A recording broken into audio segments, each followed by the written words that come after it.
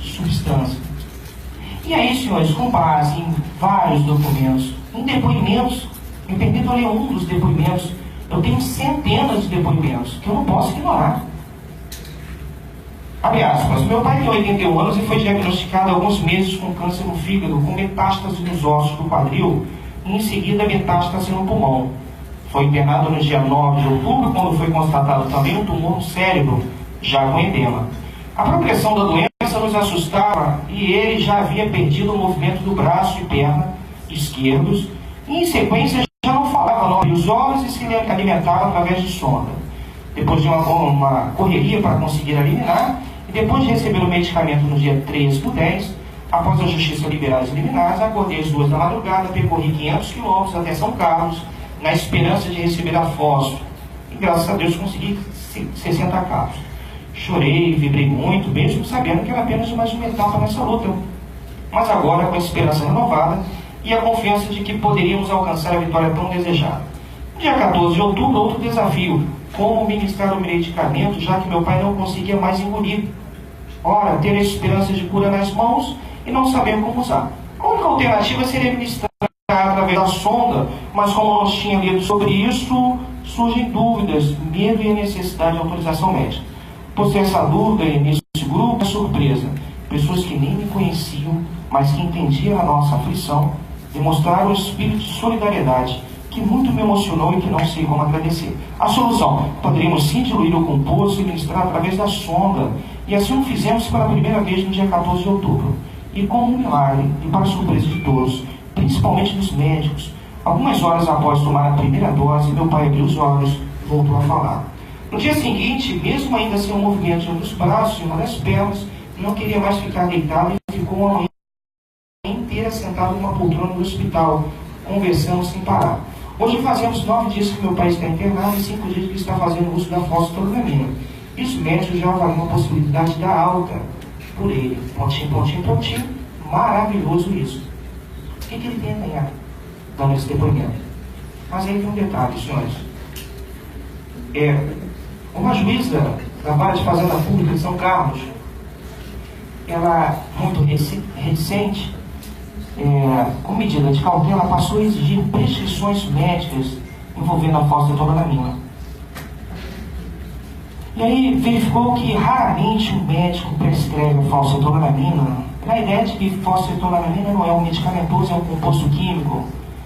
E aí fica receoso, tá?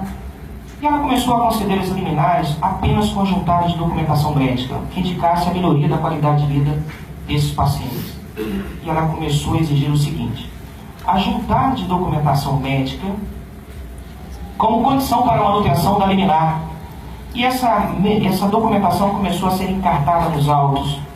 E, senhores, ela concedeu cerca de 2.500 liminares. Nós temos ali, documentalmente comprovado, que o paciente fez uso da fosforolamina. É óbvio que o médico não vai relatar que a melhora foi originada pelo uso da fosforolamina, tá? Mas documentação médica que indicava que a diminuição dos marcadores pulmonares e outros documentos. Ora, senhores, então a magistratura entrou num ponto fora da curva. Nós temos aí 55 mil liminares, é o número estimado, em todo o país, envolvendo o trato dessa questão. Né? São magistrados que não dão uma sentença modelo, eles incursionam na base fática com carinho, com zelo, com esmero, e verificam realmente que sinaliza o quê? Um promissor medicamento, que é a fosforolamina sintética. É o paciente que está acamado, é o paciente que está dopado, é o paciente que sequer tem força para falar com Deus. Quando você está dopado, você não tem força sequer para falar com Deus. Essa pessoa tem direito, sim, tendo por base a autonomia privada, a fazer uso dessa substância, sim. E aí, senhores, começou uma guerra. Nós ajuizamos uma ação civil pública com pretensão nacional, estruturamos vários pedidos, dentre os quais o quê? O início, a criação de um grupo de trabalho e o início dos testes clínicos. O que fomentou esse grupo de trabalho, falado aqui pelo doutor oncologista. Foi uma pressão mesmo, resolvendo pela via judicial. Infelizmente, o outro pedido ele não foi acolhido, que era o quê? O fornecimento da fosforolamina. Só me permitir mais 2 minutos? Pode. O que fizemos? Com base nessa ação civil pública, um deputado transformou o conteúdo dessa ACP em um projeto de lei, deputado Wellington Paz. Identificamos, sabendo que é uma doença democrática, cega, não seletiva, ou seja, ela pega todo mundo, independente da classe social, deputado, senador, primeira dama de governador, pessoas que fazem uso da fosfetanolamina. Nós temos dezenas de receitas de médicos do Sírio-Libanês que não têm coragem, às vezes, de prescrever para o paciente, mas prescreve para outro amigo que é médico.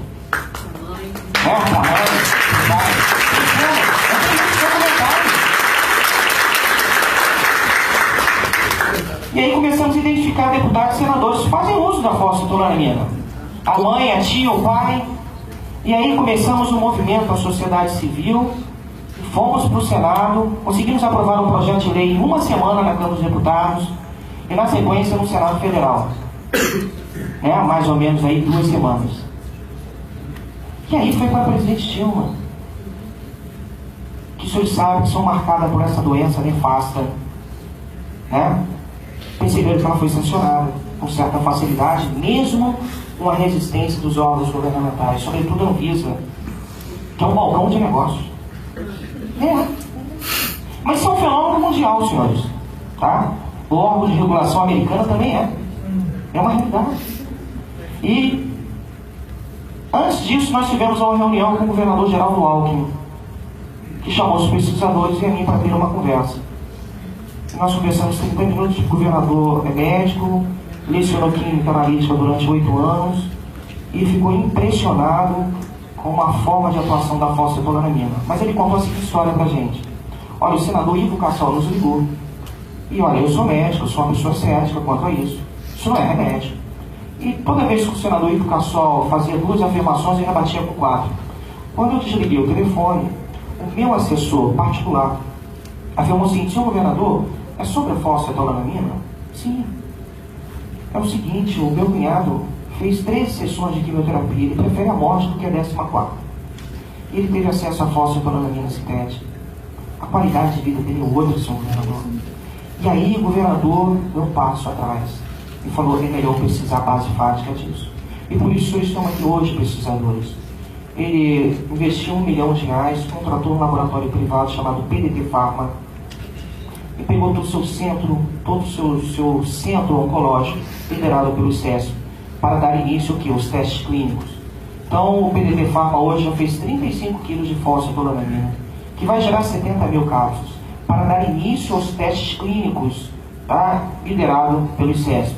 Infelizmente, quem lidera as pesquisas é um oncologista famoso, que opera o meu ouvido. Falou: doutor, eu não acredito na fosfetanolamina. Doutor Paulo Hoff, tá? Ele falou isso de público, não há nenhum problema de estar falando isso. Eu falo demais às vezes, mas ele falou isso de público. Então nós não abrimos mão da presença de quem? Dos pesquisadores. No ICESP. O ICESP está recebendo um investimento de R$2 milhões. No início serão 10 pessoas que vão receber a substância. Se nenhum paciente tiver efeitos colaterais graves, o estudo continua. Depois serão separados 10 grupos de cada tipo de câncer, com 21 pacientes cada. Se pelo menos 2 pacientes responderem bem, a pesquisa será ampliada progressivamente, com a inclusão de novos pacientes que continuarão até atingir o máximo de mil pacientes. A questão jurídica, vou tentar ser o mais breve possível para respeitar todos da mesa. O mais breve possível. Existe toda uma estruturação normativa que realmente tem por finalidade, que é a proteção da segurança do paciente. É verdade, Nós temos a Lei 6.830. Esta lei, a magistratura vem concedendo a fosfetanolamina com base na interpretação extensiva do artigo 24. Sim, está redigido, estão isentos de registros de medicamentos novos, destinados exclusivamente ao uso experimental, sob controle médico, podendo inclusive ser importado mediante expressa autorização do Ministério da Saúde. Então, a magistratura também utiliza uma ponderação dos interesses em jogo, se tem de lado a exigência de protocolos clínicos e diretrizes terapêuticas, que vai privilegiar o quê? A melhor distribuição dos recursos públicos e a segurança dos pacientes. De outro lado, eu verifico uma substância promissora, e aí entra o direito de terapêutico, que será melhor falado aqui na mesa. Tá? Para além disso, foi ajuizada uma DI 5501 no Supremo Tribunal Federal. Essa é uma derrota pessoal que eu tenho. A Defensoria Pública da União ingressou com a minha costura, despachei com o ministro Barroso. O que aconteceu? A ANB faltou com a verdade, usou a política do medo, afirmou que a substância é tóxica, mesmo ciente dos laudos do Ministério da Ciência e Tecnologia. Ela colocou isso nos autos do processo, na sua inicial, para mim litiga com má fé. Despachei com o ministro Barroso 20 horas do dia anterior. Lembro do ministro Barroso afirmando o seguinte: Jane, dá uma olhada para mim, isso está pautado para amanhã mesmo. A ANB atravessou uma petição relâmpago, pediu, afirmou que se tratava de uma cautelar, que haveria um patrimônio para toda a sociedade, pediu a antecipação do julgamento. Os ministros foram pegos de surpresa, lamentavelmente. A imprensa veicula como se fosse um 10-1, mas foi um 6-4, é uma realidade, sem a presença do ministro Celso de Mello. E o pior, minha colega defensora, o argumento utilizado pelo ministro Marco Aurélio para não permitir, e foi um julgamento de um lado só, o ingresso da defensoria, é que o fato de a defensoria ter milhares de ações envolvendo a fosfetanolamina não quer dizer que ela vai cooperar com esse juízo, o esclarecimento da base fática. Esse argumento genérico é perigoso porque nos tira do controle concentrado de constitucionalidade, mesmo com a minha escolha. É um precedente perigoso para todas as ações futuras, envolvendo o controle de constitucionalidade.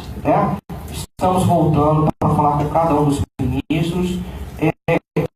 Louvo o voto do ministro Edson Fachin, foi muito importante, fez uma análise criteriosa, foi no direito internacional. Eu vou encerrar minha fala, falaria aqui mais 2 horas sobre o tema, que é apaixonante. A Associação Médica Brasileira, ela é filiada à Associação Internacional Médica, e existe uma declaração chamada Declaração Internacional de Helsinki. A Declaração de Helsinki trata dos princípios éticos da pesquisa médica.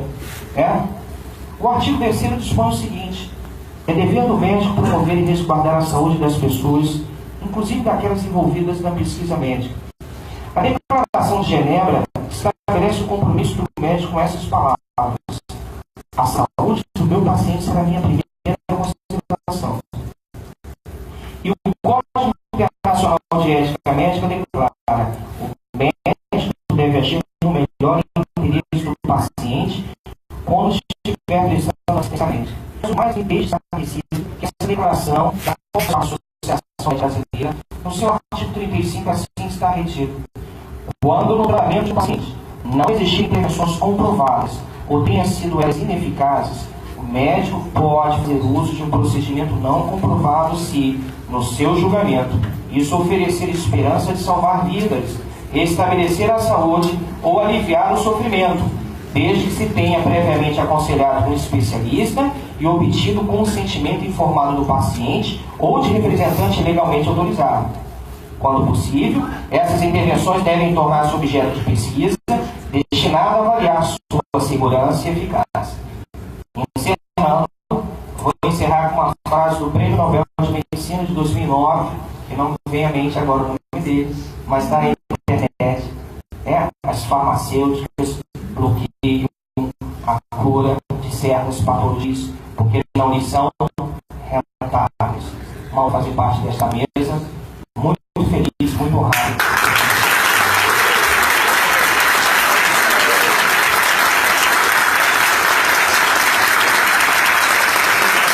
Deu aula!